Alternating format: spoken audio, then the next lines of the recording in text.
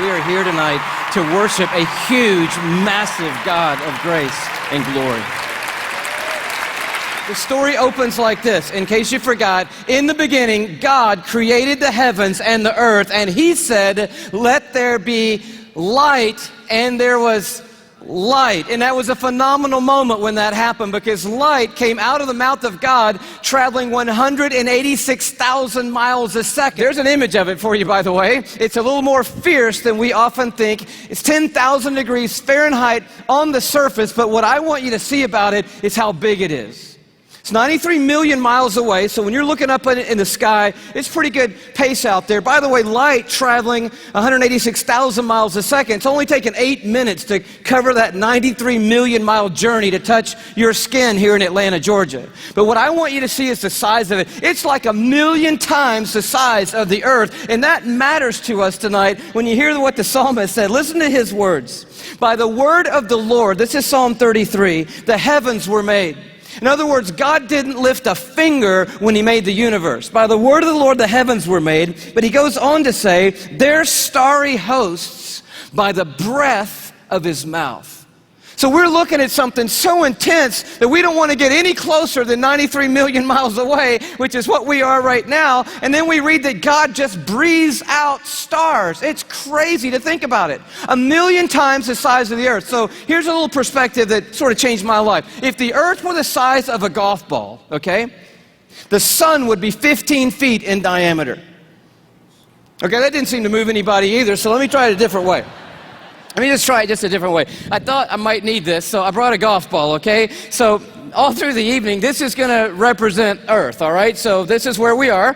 I need everybody in the building to look as closely as you can and find yourself, okay? And when you found yourself, I want you to nod your head so that I know you've located you on the earth, okay? You nodding your head? Okay, you found yourself. If the earth were a golf ball, the sun would be 15 feet in diameter. That's not 15 feet in diameter. Can we blow that up just a hair and maybe give them 15 feet in diameter? So here's a little perspective for you, okay?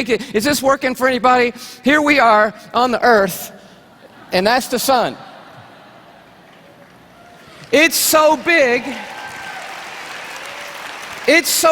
you could put 960,000 Earths inside the sun. So if the earth were a golf ball and the sun were 15 feet in diameter, you could put 960,000 golf balls inside that 15-foot in diameter sun. That's enough golf balls, by the way, because I know that seems like a big number, to fill a school bus with golf balls could fit inside the 15-foot in diameter sun. It's a massive star, and it's one of hundreds of billions of stars in the Milky Way galaxy, our cul-de-sac in the neighborhood called the cosmos that God has made. I love science, and science has just brought us the largest star they found. It's called, are you ready for this? Canis Majoris. Now, I'm no linguist, but that's a cool name for the biggest star we've found so far. I think that means the big dog star, and that's exactly what it is. I bring it to you as a little bitty purple, glow just to the right of center there.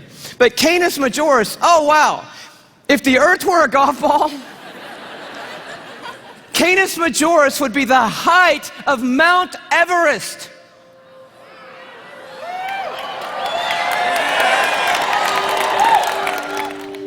Almost 6 miles above sea level, the highest point on the planet, and I just dare you to get up there and unzip the parka and pull out your golf ball.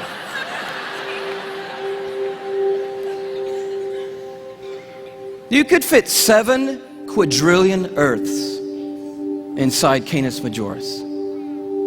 That's enough Earths, if the earth were a golf ball, to cover the entire state of Texas in golf balls, 22 inches deep.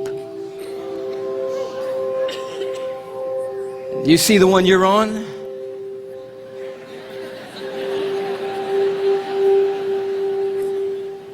Maybe this will help a little bit more. This absolutely blew my mind.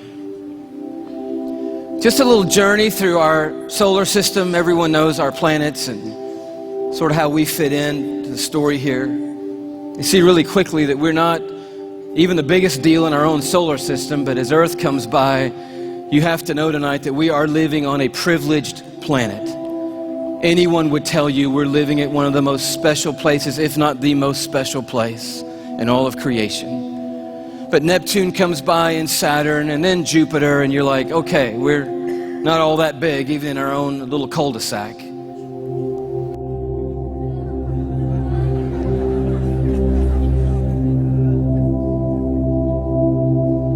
I just noticed the blue dot fading away is not the Earth. That's Neptune. The Earth has gotten too small to see anymore.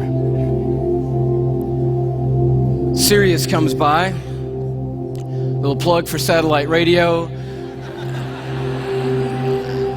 Not the biggest star, but the brightest star that we have found so far.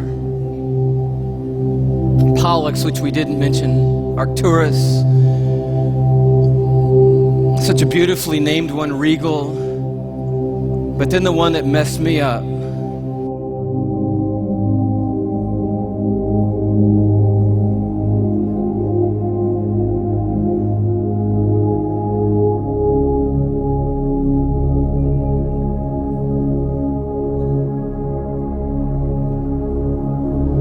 Our third star, Musifi.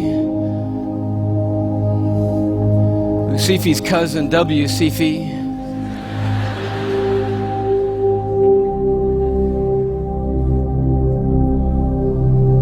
And Canis Majoris.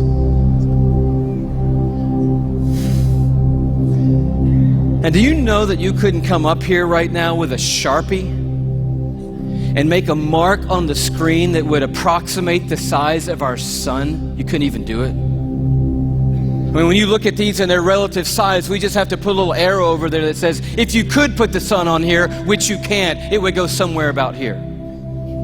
And can you hang on that for me? And when you see this, I don't know what happens to you, but I'll tell you what happens to me. A shrinking feeling comes over me, and it's not a bad shrinking feeling, it's a good shrinking feeling. Because sin, it has a way of shrinking God down in our minds and puffing us up in our own estimation.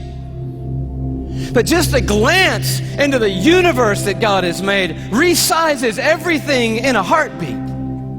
And you realize tonight we are worshiping an unrivaled, uncontested God of all kind of might and power and glory and awe, there's none like him anywhere in all of creation tonight.